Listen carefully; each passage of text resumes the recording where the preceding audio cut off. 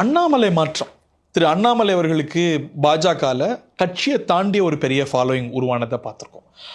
அவர்கள் இன்னைக்கு ஏமாற்றம் அடைஞ்சிருக்கிறாங்க அப்படின்னு உணர்றீங்களா? இல்லை, அப்படி ஒன்றும் சொல்ல முடியும். ஏற்கனவே திரு அண்ணாமலை அவர்கள் என்கிட்ட பேசும்போது, நிறைய பேசும்போதும் நான் இந்த தடவை போட்டியில் இல்லை, போட்டி போடலை அப்படின்னு சொன்னாங்க. அவ்வளோதானே தவிர இதில் இதில் நான் எனக்கு அவரே தான் எல்லாமே கூர்ந்து எல்லாமே கைட் பண்ணாங்க. எப்படி பண்ணுங்க எப்படி பண்ணுங்கன்னு.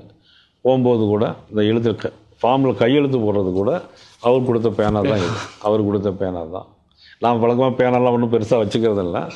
அவரே கையெழுத்து போட்டு ஃபுல்லாக பண்ணி இப்போ எல்லாமே பண்ணிட்டு போயிட்டு அவரே சொன்னாங்க, 16ஆம் தேதி நீங்கள் வாங்க, ஏன்னா ஊரில் இருக்க மாட்டேன், நான் இருக்கும்போது தான் நீங்கள் ஆஃபீஸ்க்கு வரணும், நான் உங்களை வச்சுட்டு போகணும் அப்படின்னு சொல்லிட்டு 16ஆம் தேதி நாளைக்கு சாயங்காலம் 4 மணிக்கு அவரே தான் நான் டைம் எல்லாம் பார்த்து கொடுத்துருக்குறாரு.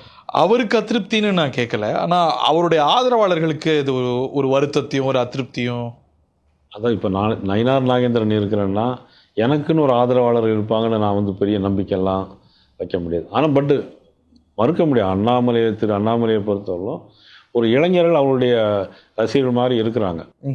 ஆனால் கட்சியில் தானே தொடருவாங்க, கட்சியில் தானே. அந்த டிரான்சிஷன் எப்படி அணுகுவீங்க? ஏன்னா இயல்பாகவே உங்கள் இருவருடைய செயல்பாடும் ஒப்பிட்டு பார்க்கப்படும். எந்த 2 தலைவர்களுடைய அடுத்தடுத்து வர தலைவர்களுடைய செயல்பாடும் ஒப்பிட்டு பார்க்கப்படும். அவர் அதிரடியாக அரசியல் செய்கிறவர், நீங்கள் ரொம்ப டிப்ளமேட்டிக்கானவர், அவர் வேகமானவர், நீங்கள் விவேகமானவர். இந்த டிரான்சிஷன் எப்படி அணுக போகிறீங்க? இல்லை, நம்மளுடைய கருத்துக்கள் அவருடைய கருத்துக்கள் ரொம்ப ஸ்ட்ராங்காக இருக்கும். அதே கருத்தை நான் மைல்டாக சொல்லுவேன். அவ்வளோதான். சொல்லக்கூடிய கருத்துக்கள் ஒன்றா தான் இருக்கும்.